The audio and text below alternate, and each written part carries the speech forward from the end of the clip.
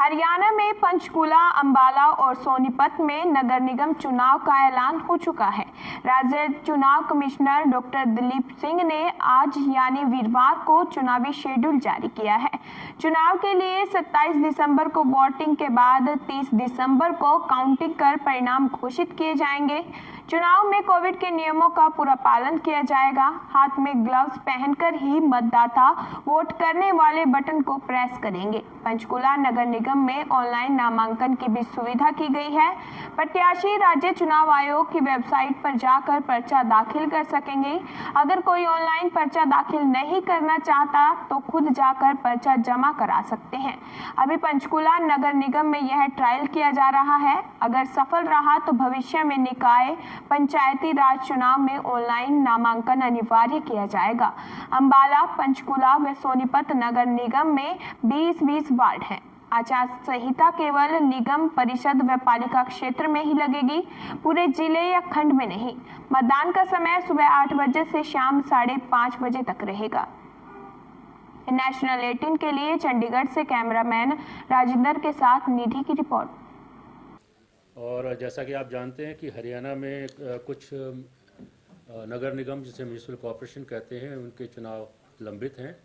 तो आज उसी के बारे में हम बात करेंगे। और मैं बताना चाहूँगा कि हमारे यहाँ पे जो है अंबाला, पंचकुला और सोनीपत में जो नगर निगम के चुनाव हैं उन्हें करवाए जाने का हमारा प्लान है। और इसके साथ ही एक काउंसिल भी है रेवाड़ी की, म्यूनिसिपल काउंसिल बोलते हैं, और कुछ जो है कमेटीज़ भी हैं। इस पर काफ़ी दिनों से हमारी जो है कोशिश चल रही थी, क्योंकि बीच में जो है डिलिमिटेशन के बाद में इन नगर निगमों को दोबारा बनाया गया, अंबाला को दोबारा बनाया गया और पंचकुला को भी दोबारा बनाया गया। तो एक किस्म से यहाँ पे फ्रेश इलेक्शंस हो रहे हैं, हम ये नहीं कह सकते कि डिले हुए हैं। और इसी तरह सोनीपत भी काफ़ी सालों से कॉरपोरेशन बनी हुई थी, लेकिन चुनाव नहीं हो पा रहे थे, तो वहाँ भी डिलिमिटेशन का कार्य पूरा हो गया है और हम वहाँ पर भी चुनाव कराएंगे। तो सबसे पहले मैं तिथियों का ऐलान कर दूं और बाकी बातें बाद में बताऊंगा कि जो है कल 4 तारीख को जो है हम इसका नोटिस पब्लिश करेंगे। रिटर्निंग ऑफिसर जो कि डिप्टी कमिश्नर है हमारे, वो जो है कल नोटिस इशू करेंगे 4 तारीख को। और नॉमिनेशन जो है वो 11 से लेके 16 दिसंबर तक होंगे। और उसके बाद विड्रॉल की डेट है। और बाकी सभी चीज़ों को देखते हुए अंत में मैं बताना चाहूँगा कि जो पोलिंग है वो 27 दिसंबर 2020 को पोलिंग होगी। और उसके बाद हमें एक दिन रखना पड़ता है, अगर कोई रिपोल गलती से ना हो जाए तो उसके लिए जो है जो काउंटिंग है वो 30 तारीख को होगी। तो जो महत्वपूर्ण डेट ये है कि कल डिप्टी कमिश्नर पब्लिश करेंगे, 11 से 16 तक इसका नॉमिनेशन होगा, 27 तारीख को हम चुनाव कराएंगे और 30 तारीख को हम रिजल्ट घोषित करेंगे। तो इसके बारे में ये तो है इसका। बाकी 1-2 बातें और मैं आपको बताना चाहूँगा कि चुनाव जो हैं वो EVMs के द्वारा कराए जाएंगे, इलेक्ट्रॉनिक वोटिंग मशीन्स के द्वारा कराए जाएंगे। और इस बार जो हमने M2 मॉडल बोलते हैं उसको, M2 मॉडल की जो मशीनें हैं वो हमने इलेक्शन कमीशन ऑफ इंडिया से लोन पे ली हैं। हमारी कुछ मशीन अपनी नहीं होती हैं, कुछ हम ज़्यादातर मशीन हम इलेक्शन कमीशन ऑफ इंडिया से लेते हैं, जो लोकसभा और विधानसभा इत्यादि में भी यूज़ होती हैं। M2 पहले हम M1 करते थे और उसके नए मॉडल आ गया है M2। हालांकि एक और मॉडल M3 भी आ गया है जिसको लोकसभा में इस्तेमाल किया गया था, लेकिन अभी वो इलेक्शन कमीशन ऑफ इंडिया ने उसको हमें देने के बारे में अभी जो है विचार कर रहे हैं। वो आने वाले टाइम में वो भी मशीन मिल जाए। लेकिन M2 M3 में कोई बहुत ज़्यादा फ़र्क नहीं है। जस्ट लाइक ये टेलीफोन है मेरे पास, इसका एक और वर्जन आ गया तो उस टाइप का है। Otherwise this machines, despite all the things which we read in the media, this electronic voting machines are robust machine, they are stand alone calculators. इसमें कोई वाईफाई नहीं है, इसमें कोई ब्लूटूथ नहीं है।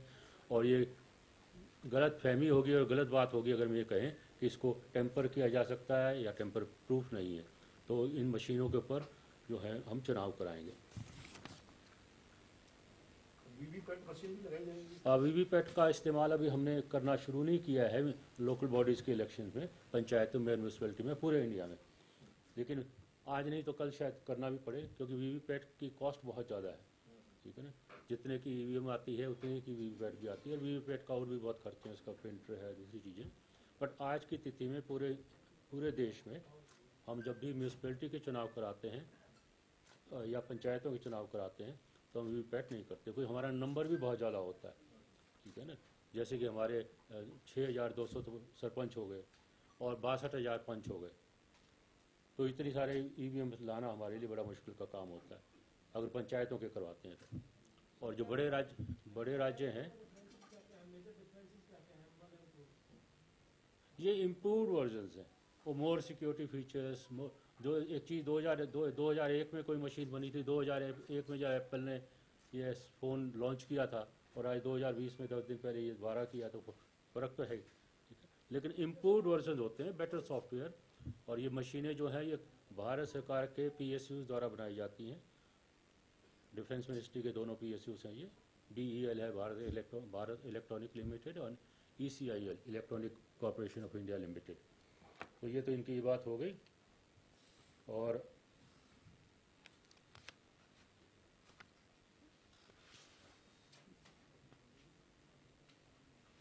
एक और मैं मेजर डिफरेंस बताना चाहूँगा कि हरियाणा सरकार के द्वारा जो निर्णय लिया गया है और उसके अनुसार नियम और कानून है उनको भी बदला गया है कि मेयर का चुनाव पहली बार 2 साल पहले डायरेक्ट हुआ था, लेकिन जो काउंसिल और कमेटीज़ हैं उसके जो प्रेसिडेंट बोलते हैं उसको हम प्रेसिडेंट का चुनाव डायरेक्ट नहीं था।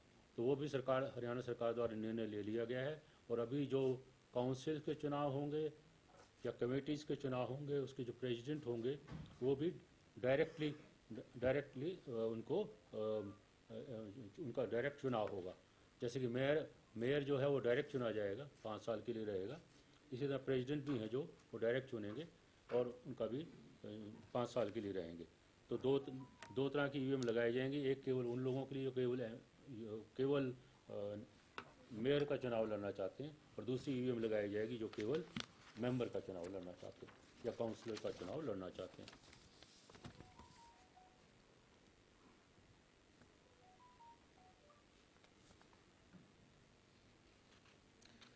इसके अतिरिक्त जो है हमने जो खर्चे की जो सीमा है, एक्सपेंडिचर लिमिट है, उसको भी रिवाइज किया गया है। और मैं बताना चाहूँगा कि पहले कॉरपोरेशन के मेयर के लिए 20 लाख रुपए तक की सीमा हमने निर्धारित की थी कि खर्च कर सकते हैं।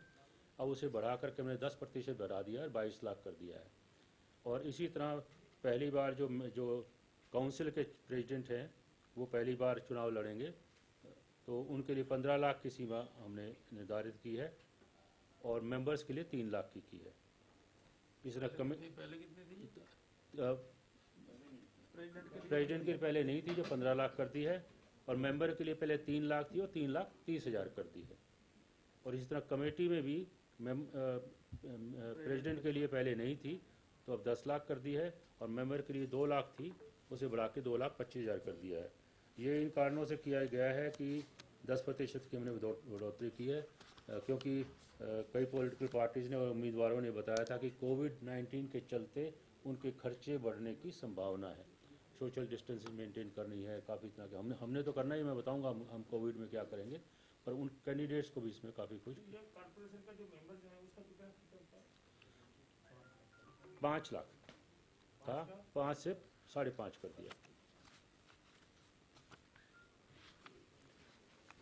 और एक और महत्वपूर्ण बात बताना चाहूँगा कि इससे पहले जो जितने भी चुनाव होते थे पिछले सालों में हुए हैं, 10 साल में, 15 साल में जब भी चुनाव हुए हैं, तो ये एक्सपेक्ट किया जाता है कि चुनाव होने के 30 दिन के अंदर अंदर हर उम्मीदवार अपने चुनाव के खर्चे का ब्यौरा तो जो है राज्य निर्वाचन आयोग को दे, हमें दे। तो ये जब MLAs के चुनाव होते हैं, MP के चुनाव है, जब तो इसको बड़ा रिलीजियसली फॉलो किया जाता है, लेकिन यहाँ पर आदत नहीं थी। तो ये हमने पिछले दिनों में, और मैं इस बात को बताना चाहूँगा ताकि जितने भी उम्मीदवार हैं उनको इस बात का पता रहे, तो पिछले दिनों में हमने जो पिछले चुनाव हुए थे उनमें जिन लोगों ने चुनाव का ब्यौरा हमें नहीं दिया था, हमने उन्हें नोटिस दिया। नोटिस देने के बाद उनकी पर्सनल हियरिंग की, और उनको करने के बाद हमने 122 लोगों को जो है डिस्क्वालीफाई किया। तो डिस्क्वालीफाई का मतलब होता है कि 5 साल के लिए हम डिस्क्वालीफाई करते हैं, 5 साल तक वो व्यक्ति दोबारा चुनाव नहीं लड़ सकता। मतलब ये है कि ये 122 लोग जो हैं अगर ये इस बार चुनाव लड़ना चाहेंगे तो ये एलिजिबल नहीं होंगे। ठीक है, तो इससे थोड़ा सा हम चाहते हैं कि इलेक्शन के ऊपर खर्चे के ऊपर रोक लगे। और कई बार मीडिया में भी आमतौर पे कहा जाता है कि खर्चा जो है बहुत ज़्यादा होता है और हम लोग पकड़ नहीं पाते हैं, तो उसको हमने कंट्रोल करने के लिए इस बात को रखा है। तो मैं चाहूँगा कि सभी उम्मीदवार आने वाले वक्त में इस पर ध्यान दें। और इसी तरह हमने पंचायतों में भी बहुत लोगों को निकाला है, पर आज उसकी बात नहीं करेंगे। और ईवीएम्स के ऊपर जो है वो फोटोग्राफ लगा होगा कैंडिडेट का।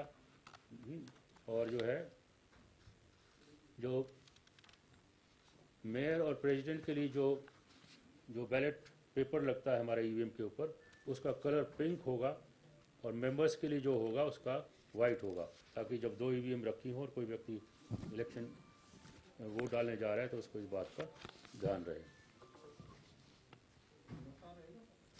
सर हाँ, अब मैं नोटा पे ही आ रहा हूँ। नोटा जो है, अब खुशी की बात यह है कि नोटा भी करीब 2% वोट लेने लगा है, 1.5 से 2%, पूरे देश की बात कर रहा हूँ ऐसे तो। और जो है और कई केसेज में तो जो है बहुत से लोगों के नोटा से भी कम वोट आते हैं। तो जो है तो इसमें हमने इस बार भी नोटा किया है।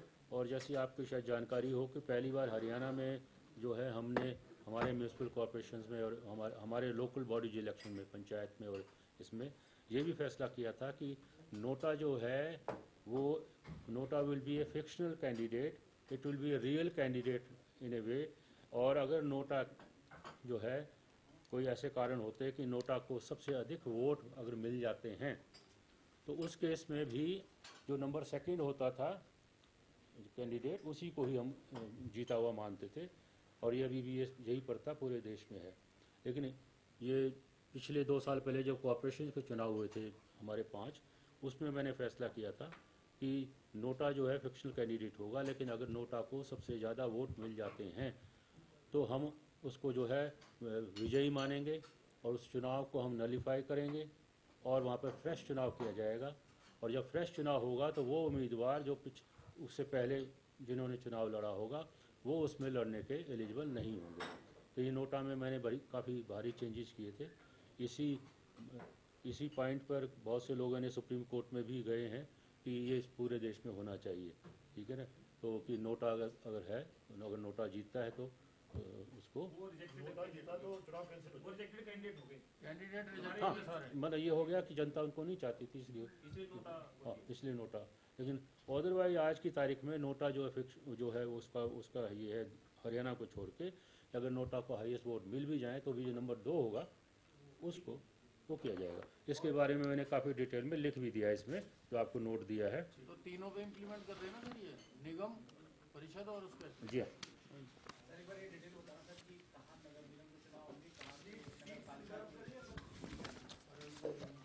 ये कागज मिला आपको? हाँ ठीक। हाँ, अम्बाला, पंचकुला और सोनीपत में नगर निगम म्यूनसिपल कॉरपोरेशन के चुनाव कराए जा रहे हैं। रेवाड़ी में जो है म्यूनसिपल काउंसिल के चुनाव होंगे। और इसके अतिरिक्त जो है सांपला रोहतक में, धारूहेड़ा रेवाड़ी में, उकलाना हिसार में और कई छोटे छोटे बाई इलेक्शंस हैं वार्ड्स के, वो भी जो काउंसिल्स के हैं वो भी इनके साथ ही करवाए जाएंगे। जी हाँ, सीट भी रिजर्व की हैं।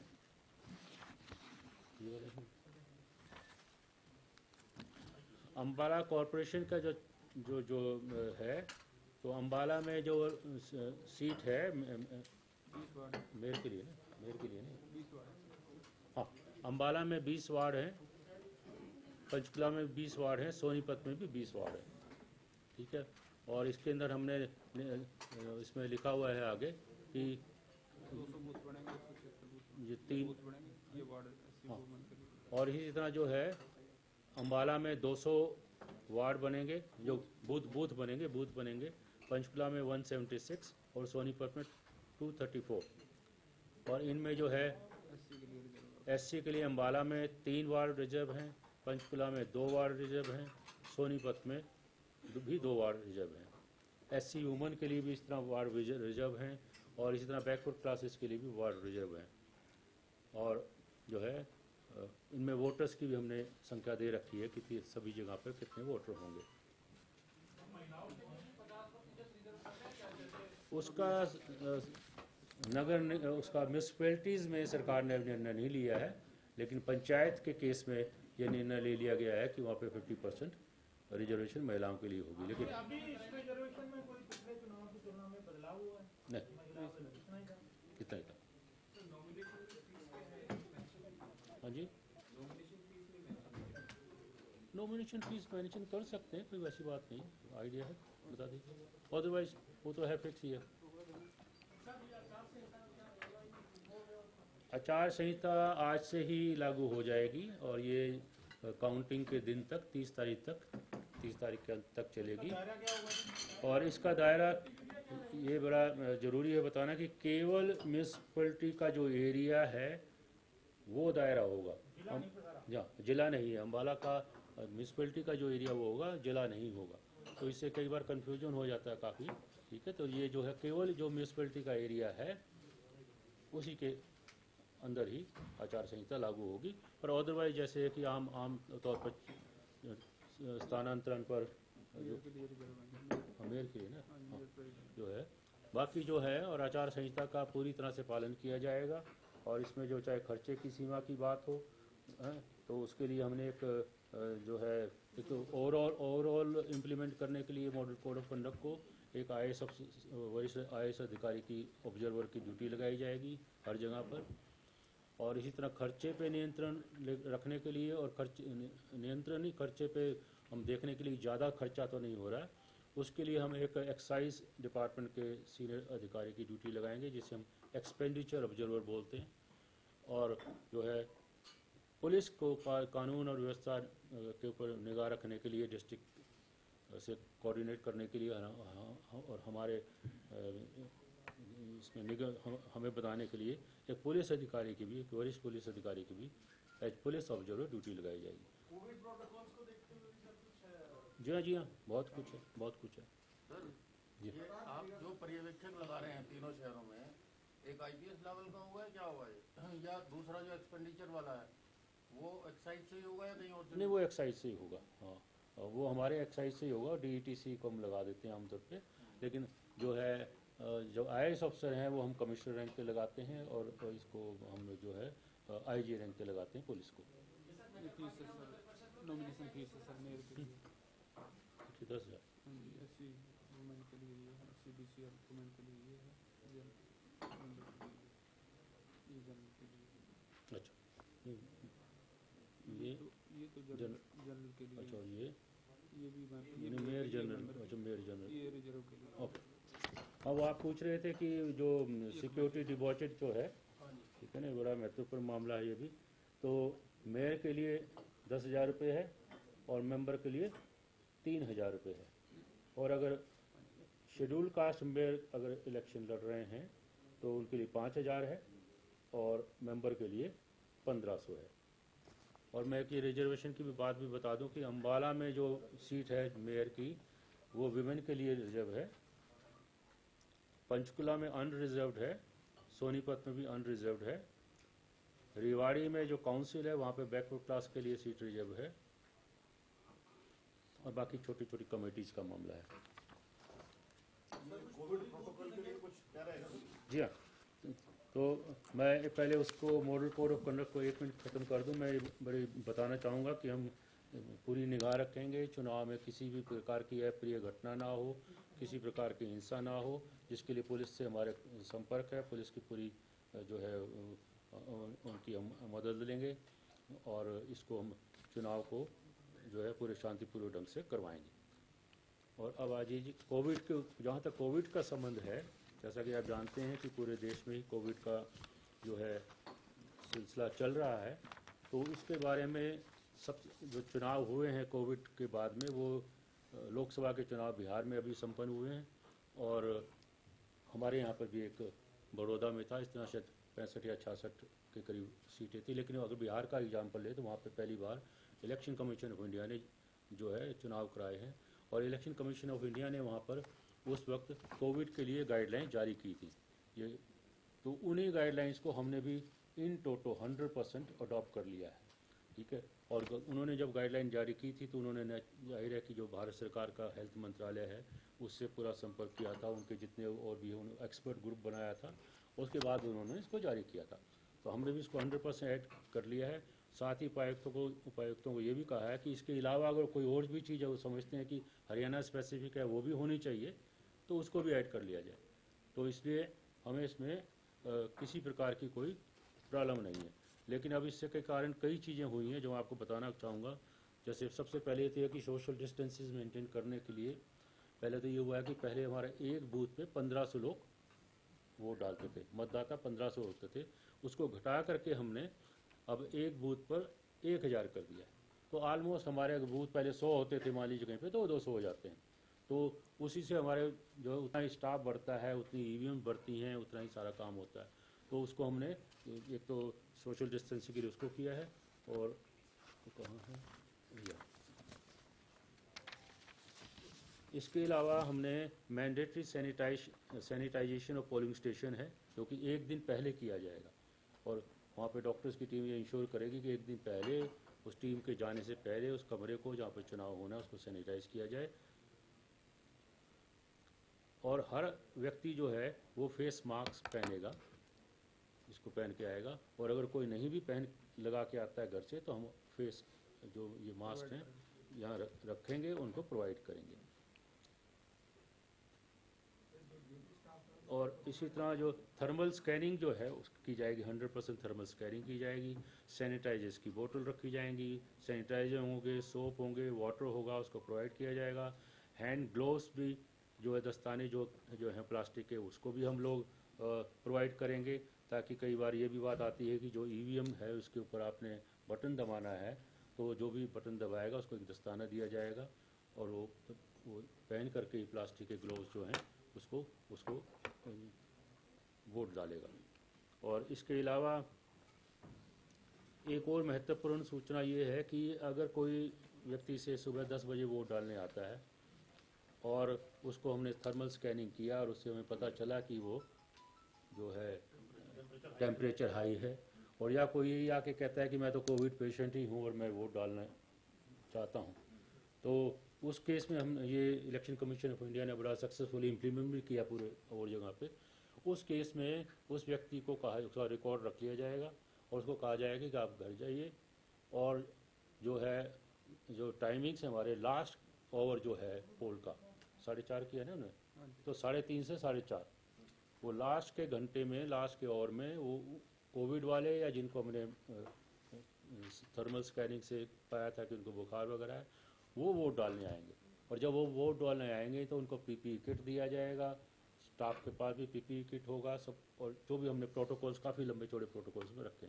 लेकिन किसी भी हालत में कोई ऐसा व्यक्ति नहीं होगा जिसको कोविड भी हो या बीमार भी हो और वो वोट ना डाल पाए, तो लेकिन उसके हमने लास्ट का ओवर रखा है ताकि बाकी मतदाताओं पर इसका असर ना हो। इसमें थोड़ा मतभेद है, कोविड का जो पेशेंट होता है वो तो क्वारंटाइन है, डॉक्टरों की सलाह के बिना घर से बाहर नहीं आ सकता, अगर वो है तो वो मतदान केंद्र तक तो वैसे ही वहाँ हल्ला मच जाएगा, बाकी लोगों को पता होगा कि नहीं, आप ठीक कह रहे। डॉक्टर्स की टीम होंगी हर जगह पे, होगी, कर देंगे तो लोगों में घबराहट तो होगी। ये तो जो वहाँ के जो डॉक्टर्स वहाँ होंगे मौके पे वही बताएंगे, लेकिन हमारे इलेक्शन ऑफिशियल तो इसके बारे में कुछ नहीं बता पाएंगे। लेकिन और जो इनकी ड्यूटीज़ लगेंगी वो भी अंदर जो बैठेंगे वो सैनिटाइज करते रहेंगे, हर चीज़ को पीपीई किट पहन के बैठेंगे। हमने पोलिंग टाइम थोड़ा कम रखा है, बिहार का पोलिंग टाइम बढ़ा 8 बजे से लेके टाइम रखा हमने, कोविड से मरीजों का टाइम रखा, वो हमारा एक एक्स्ट्रा टाइम 1 घंटा एक्स्ट्रा था, ताकि उसमें जो आम रूटीन में वोटर्स हैं वो आ जाएं। अभी देखिए 8 बजे से 4:30, ठीक है ना, तो 4:30 तो 3:30 से 4:30 तो कोविड वाले आएंगे। हाँ, लास्ट के आदमियों को तो 8 से 3:30 ही मिल पाया ना, 1 घंटा कम हो गया। कम तो नहीं, वोट तो डली जाएंगे। बाकी अगर समझ में ऐसा कोई सुझाव है तो सुबह के वक्त तो भीड़ ज्यादा होती है या फिर शाम के वक्त भीड़ ज्यादा होती है, तो सुबह दोपहर के तो आप बताइए कितना करना है, 5:30 आप बताइए, सुझाव दीजिए। 4:30 से 5:30 कोविड वाले 5:30 अंधेरा हो जाता है जब तक। टाइम थोड़ा बढ़ा दो जी। नहीं, अब तो टाइम जब तक 27 दिसंबर तक तो सूर्य और आ जाएगा एक दिन। अभी तो आप देखेंगे तो 6:45 बजे लाइट है। ठीक है, ये टाइम हम करना चाहिए। परसेंटेज बढ़ेगा, 5 क्यों करें? 4:30 6 कर दो, आम लोगों को 4:30 तक रखें। 6 तक कर दो, क्या दिक्कत है? चलो हम तो अंधेरा हो जाएगा। लेकिन 4:30 से 5:30 कोविड वालों के लिए रखें, ताकि लोगों को पता रहे कि कोविड वाले आएंगे 4:30 तक निपटा लो अपना काम। ठीक है, 8 बजे से लेके 5:30 तक कर देते हैं लास्ट के ओवर में, क्योंकि अभी तो हमने ये सूचना ना जिलों में बताई नहीं है, हम लोग फैसला कर सकते हैं। जी हाँ, वो तो वोटर कार्ड के अलावा और हमारे कोई 16 या 17 डॉक्यूमेंट्स हैं, वो भी दिखा सकते हैं। लेकिन वोटर कार्ड आजकल क्योंकि हरियाणा में सभी के बन ही गए हैं, तो इसलिए कोई दिक्कत नहीं है। तो वो फ़ोटो जो क्या बोलते हैं ईपी जो हाँ फोटो आइडेंटिटी कार्ड है वो दिखाएंगे। लेकिन फिर भी अगर नहीं होता है किसी के पास तो 16-17 चीज़ें और हैं। ड्राइविंग लाइसेंस दिखा सकता है, बैंक का कार्ड दिखा सकता है, राशन कार्ड दिखा सकता है, तो उसमें कोई ऐसी दिक्कत वाली बात नहीं है।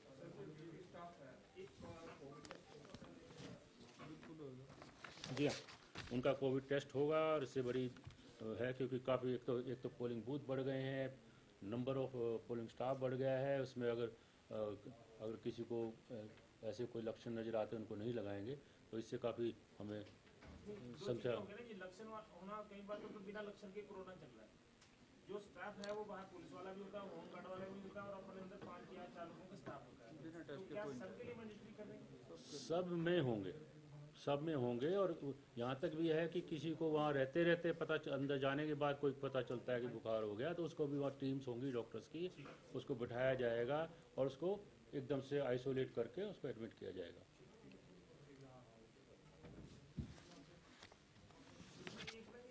जो आमतौर पे जो चुनाव खर्च है ये सामान्य तौर पे इलेक्शन में या तय करता है और इलेक्शन कमीशन तय करता है। तो कोशिश तो रहती है पूरा प्रशासन जिला प्रशासन की कि अन्यथा खर्चा ना हो, पर अन्यथा खर्चा होता है। और लास्ट के 2-3 दिन तो ऐसा देखा जाता है कि शराब के ट्रक आ जाते हैं, कुछ ऐसी एरिया में पड़ते हैं उतरते हैं। और स्टेट इलेक्शन कमीशन क्योंकि स्टेट का इलेक्शन कमीशन है तो कई बार शायद उतना फोर्सफुली नहीं कर पाता है, सामान्य तौर पर सरकार के आक्षेप होते हैं। तो इस स्थिति को रोकने के लिए स्टेट इलेक्शन कमीशन हरियाणा क्या करे? देखिए, मैं आपको बताना चाहूँगा, मैंने पहले भी आपके सवाल पूछने से पहले शुरू में बताया था, आम धारणा ये है लोगों में और मीडिया में भी, ठीक है, कि चुनाव में तो करोड़ों रुपया खर्च होता है और ये जो कोई पकड़ नहीं पाता है एंड सो ऑन। तो आपकी जानकारी मैं बताऊं कि आप इतने लोग हैं, हमारे लोग तो पकड़ेंगे ही। अगर आप में से भी किसी को दारू की बोतल कहीं नज़र आती है या कोई पैसे देते हुए आता है, तो आजकल तो हर आदमी के पास ये है, ठीक है ना, तो मुझे बताएं, हम एक्शन लेंगे। इसके अलावा हमने बताया कि जो ऑब्जर्वर लगाया, पहले हम एक्सपेंडिचर ऑब्जर्वर नहीं लगाते थे, एक्सपेंडिचर ऑब्जर्वर का काम ही है, उसको 3-4 गाड़ियाँ देते हैं हम, उसके ऊपर कैमरे लगे होते हैं, वो रात को भी जाता है, दिन में भी जाता है, सूचना आती है, छापे भी मारता है वो। इसके अलावा मैं आपको बताना चाहूँगा, कम से कम 8 बार तो मैं ही पूरे देश में इलेक्शन ऑब्जर्वर रहा हूँ जब सर्विस में था। पता नहीं कहाँ आसाम में गए हैं, बिहार में गए हैं, यूपी में गए हैं, गाजीपुर में गए हैं और कहाँ गए हैं। ठीक, वहाँ पे भी लोग कहते थे, हम कहते बताओ। तो जब कोई पता नहीं चलता है किसी चीज़ का तो नहीं पकड़ा जा सकता।